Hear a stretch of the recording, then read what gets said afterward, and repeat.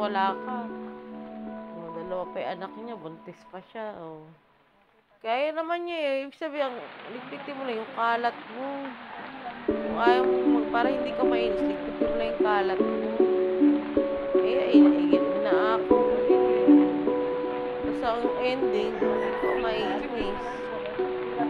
Nag-aaway ka, di useless din yung pag-ano.